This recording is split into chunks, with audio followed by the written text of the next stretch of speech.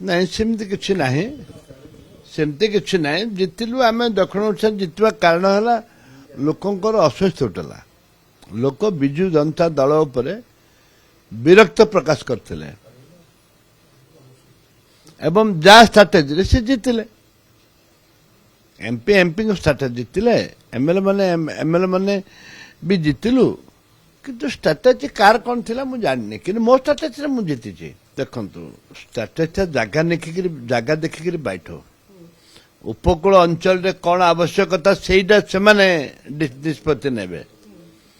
ଦକ୍ଷିଣ ଓଡ଼ିଶାରେ ବିଭିନ୍ନ କାରଣରୁ ସେଇଟା ଗଞ୍ଜାମ ଜିଲ୍ଲାରେ କ'ଣ ହେଲା କ'ଣ ନାହିଁ ସେଇଠି ବିଜେଡି ଖାତା ଖୋଲି ପାରିଲାନି ନବୀନ ବାବୁ ଛାଡ଼ିଲେ ଏବଂ ତା ସହିତ ଫୁଲବାଣୀରେ ଆମର ଜଣେ ଜିତିଛନ୍ତି ଦକ୍ଷିଣ ଓଡ଼ିଶାରେ ଯାହା ଜିତିଛନ୍ତି ଦକ୍ଷିଣ ଓଡ଼ିଶାରେ ରମେଶ ଜେନା ଜିତିଛନ୍ତି ଆମର ସେଦିନ ଆମେ ଜିତିଛୁ କିନ୍ତୁ ଅନ୍ୟ ଜାଗାରେ ଜିତି ପାରିଲେନି ତା କାରଣ ହେଲା ଠିକ ଭାବରେ ଲଢ଼ି ନାହାନ୍ତି ଯୋଉଟା ଠିକ ଭାବରେ ଲଢ଼ିବେ ଏବଂ ଷ୍ଟ୍ରାଟେଜି ନେବେ ଏବଂ ଲୋକଙ୍କ ସାଙ୍ଗରେ ମିଶିବେ ବୁଥ ଆପଣଙ୍କର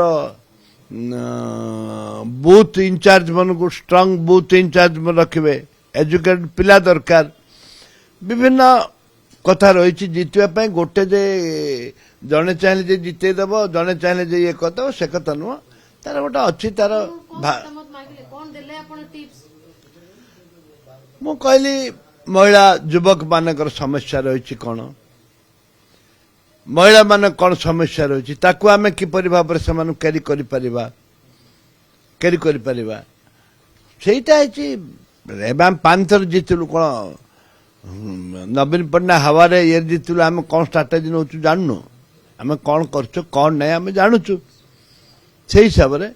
ଆମେ ଯେଉଁ ଦାୟିତ୍ୱ ରହିବେ ଯେଉଁ ଜିଲ୍ଲାକୁ ଯିଏ ଦାୟିତ୍ୱ ରହିବେ ସେଇ ହିସାବରେ ତା ଷ୍ଟ୍ରାଟେଜି ନେଇକି ଏରିଆ ଦେଖିକିରି କଥାରେ ଆମ ଓଡ଼ିଆ କଥାରେ ଅଛି ଜାଗା ଦେଖିକି ବାଇଠ ଆମେ ଜାଗା ଦେଖିକିରି ଲୋକଙ୍କୁ ଦେଖିକିରି ଏବଂ ଲୋକଙ୍କର ମାନସିକତାକୁ ଦେଖିକିରି ଆମେ ଷ୍ଟ୍ରାଟେଜି ନେବା କଥା ଶୁଣନ୍ତୁ ସେମାନେ ଆସିପାରେ କଂଗ୍ରେସକୁ ବିଶାଳ ବାବୁ ବି ଆସିପାରନ୍ତି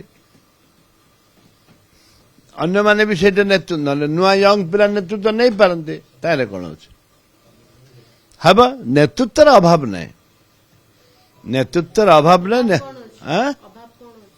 ନା ନେତୃତ୍ୱ ତ ଅଭାବ ନାହିଁ ଅର୍ଥ ଅଭାବ ଅଛି ମାନସିକତା ଏବେ ଦାଦା ଆସିଲା ପରେ ମାନସିକତାରେ ସମସ୍ତଙ୍କର ଉତ୍ସାହ ଅଛନ୍ତି ଏବେ ଭକ୍ତ ଦଳ ଆସିଲା ପରେ ମାନସିକତା ସମସ୍ତଙ୍କର ନିର୍ମଳ ଅଛି ଏବଂ ସମସ୍ତେ ଉତ୍ସାହିତ ଅଛନ୍ତି ଲଢ଼ିବା ପାଇଁ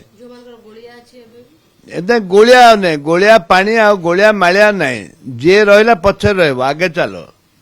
ଆଗକୁ ପଛକୁ ଦେଖି ବୁଲିକି ଭକ୍ତ ଦାସ ପଛକୁ ଦେଖିବାର ନାହିଁ ମୁଁ କହିଛି ଏ କଥା ଭକ୍ତଙ୍କୁ କହିଲି ମୁଁ ପଛକୁ ଦେଖନ କି ଆଇଲା କି ନ ଆଇଲା କି ଦେଖନ ଆଗକୁ ମାଡ଼ି ଚାଲ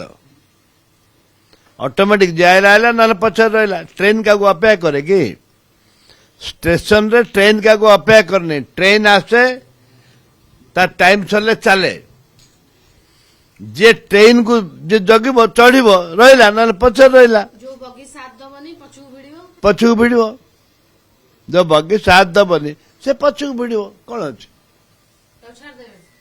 ଯେ ରହିଲା ଆଉ କ'ଣ କରିବ ଆଉ ତା ପାଇଁ ଟ୍ରେନ ଅଟକିବ କି